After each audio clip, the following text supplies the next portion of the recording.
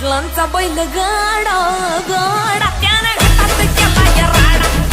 पाटलांचा बैल गाडा त्यानं घाटात केलाय राडा.